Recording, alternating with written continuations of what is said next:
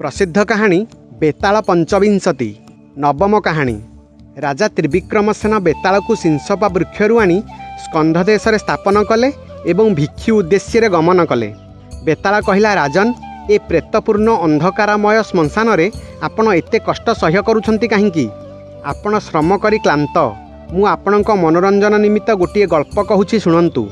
पृथ्वी प्रसिद्ध उज्जयिनी नगरी रे वीरदेव नाम जड़े राजा थिले। तांको पाटराणींकर नाम पद्मरती।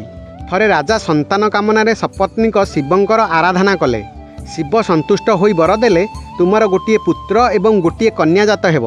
पुत्रटी वीरत्वरे कुलर गौरव रक्षा करिब। कन्याटी अप्सरा मानक ठारु मध्य अधिक रूपलावण्य संपन्न हेब। किछि काल परे राणीक गर्भरु सूरदेव नामक पुत्र जात हेला। पुत्र जन्मर 2 वर्ष पर तांकर एक दिव्य सुंदर कन्या जन्मिला। पितामाता ताहार नाम देले अनंगरती। कन्याटी शुक्लपक्षर शशिकला परी बढ़ी यौवन में उपस्थित है। वास्तव में से सौंदर्य अप्सरा मानू निंदा करुथिला। विवाह बयस देखि राजा उपयुक्त वर अन्वेषण करने को लगिले। नाना देशर राजा और राजपुत्र मानकर चित्रपट अणाई राजा वीरदेव कन्या को देखाइले, किंतु अनंगरती सेमानक मध्यरु काहारिकु निजर पति रूपे ग्रहण करने को स्वीकृत हैला नहीं। संतानवत्सल राजा कन्या को कहिले, एमाने केही तोर मनोनीत हेले नहीं, तेबे मु स्वयंवर सभा कराई राजा और राजपुत्र मानंकु निमंत्रण करुछि। सेमानंक मध्यरु इच्छा अनुसार तू उपयुक्त पति निर्वाचन कर।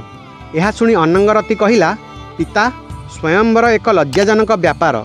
यह मोर अभिप्रेत नुहे। मु जणे राजा बा राजपुत्र को पति रूपे पाइबाकु व्याकुल नुहे। मोर इच्छा जणे स्वरूप श्रेष्ठ विज्ञानी मोर पति हुअन्तु। यापर राजा वीरदेव जणे रूपवान विज्ञानीर अनुसंधान में लगी पड़े। लोकमुखरे राजकन्यार अभिप्राय प्रचारित होईगला। यही संवाद शुणी 4 जन रूपवान विज्ञानी युवक राजकन्यार पाणी ग्रहणार्थी होई राजांक निकटरे उपस्थित हेले। राजा सेमानंकु आदर अभ्यर्थना करी प्रत्येकंक विज्ञानर परिचय पचारिले। प्रथम युवक कहिला, महाराज, मु जातिरे शूद्र। मोर नाम पंचपुट्टिक। मु प्रत्येह 5 जोड़ा सूक्ष्म वस्त्र तैयारी करे।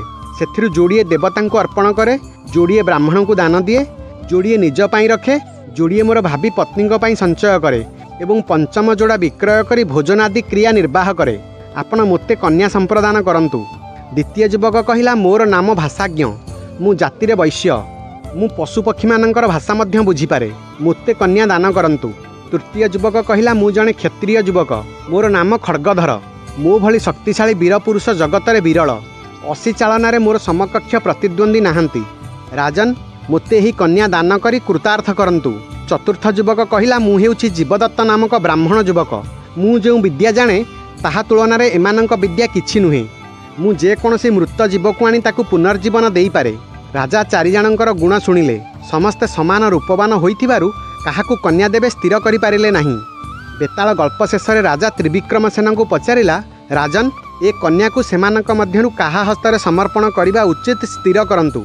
राजा उत्तर कले, खड्गधर ही सही कन्यार बर हेबाकु उपयुक्त। शूद्र बा वैश्य किपरि क्षत्रिय कन्यार पाणी ग्रहण करि पारिबो?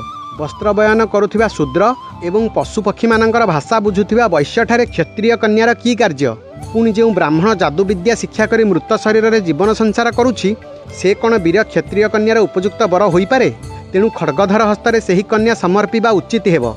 बेताल संतुष्ट होई राजांक स्कंध त्याग करी सहसा सिंसपा वृक्ष को प्रस्थान कला। राजा पूर्वपरी ताहार अनुगमन कले। कहानी जदि आपनको भल लागि थाए तेबे लाइक करंतु एवं चैनल को सब्सक्राइब करंतु।